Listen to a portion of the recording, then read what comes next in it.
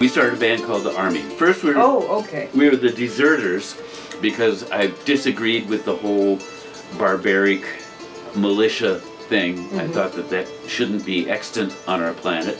So we're the Deserters. But then I thought, well, that's a pretty negative thing that I'm creating, for an image that I'm creating by that name. Let's be the Army.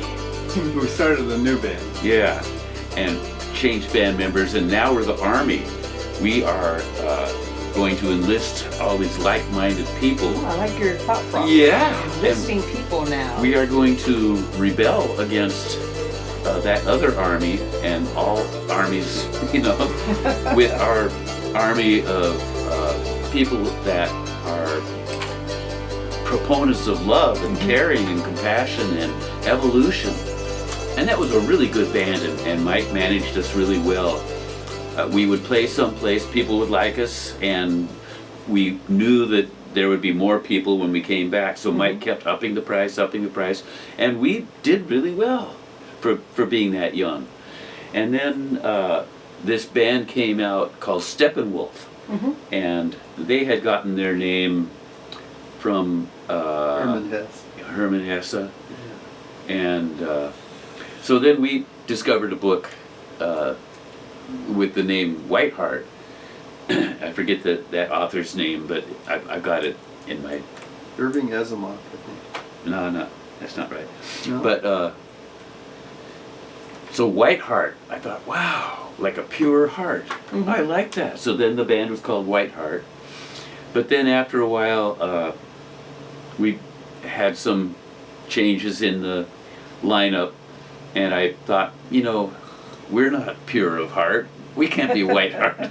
We'll just be heart. You're white, but you can't be white heart. Yeah. Okay. Yeah, so, and inside, who's pure anyway? So anyway, we became heart. And that was several permutations before we met Ann and Nance. But so after one of the permutations of Heart broke up, Steve Austin, I think Mike was up in Canada now, and Steve Austin and I put an ad in the Bellevue American newspaper looking for a vocalist.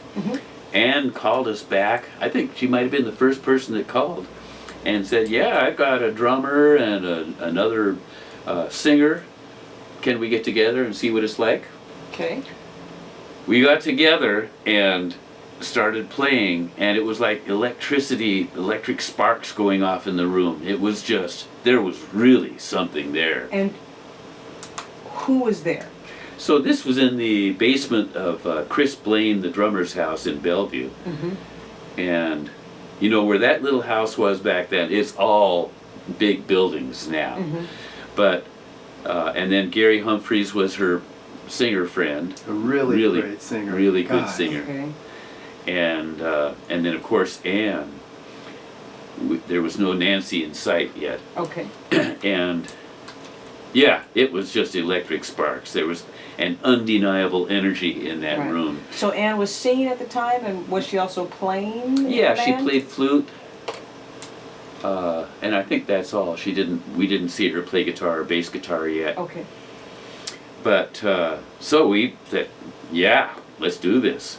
So then everybody put a name in the hat, and the name that Steve Austin had put in the hat was the one we chose for our band name, which was Hocus Pocus, which is kind of funny because later this whole Magic Man thing materialized somewhere out of the Hocus Pocus that was going on. So Ann and I had a really nice relationship. We're both devoted musicians into the craft for the right reasons, because we loved music. And I remember one day, I didn't have a car or even a license yet, and her mom drove Ann out to Bothell, where I met them on the side of the road, and got in the car and went to the Wilson's house and met John, the dad, and spent some time talking with John and Lou, the mom, before going up to Ann's bedroom to work on a guitar solo combined with a flute solo. And on the way up the stairs, I saw this picture on the wall. It was her little sister. And my world, it was like Ed Sullivan all over again. My world just went, God. Yeah, it was beautiful. It was just one of those beautiful moments that you can't ever forget. And then Ann and I worked really well together. The music that we came up with together, the arrangements and everything were really good.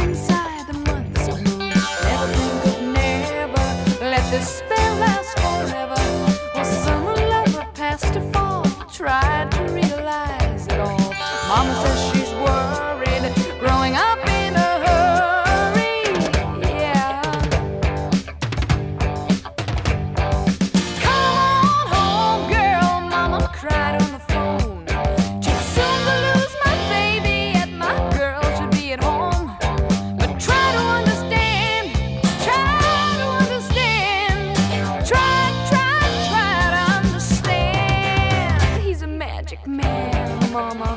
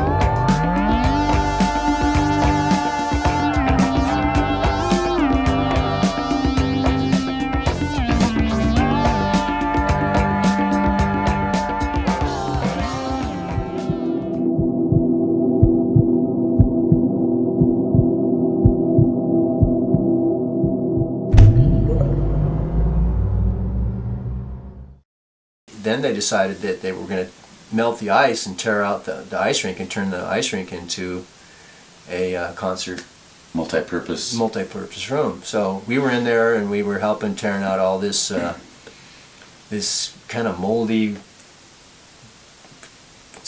water-soaked wood that you know that smell. Yeah. And so we'd knock it down, we'd take it outside and Worked our butts off. yeah, worked our butts off In the summer. Yeah. And then I remember they had some of their Gold Creek Park advertisement signs that would be out next to the highway. I remember we took a bunch of that good plywood and made speaker boxes. That's right, yeah. And we actually took it up to Canada's where we made Mhm. the speaker boxes with the help of Mike, of course. Mike Fisher. Yeah.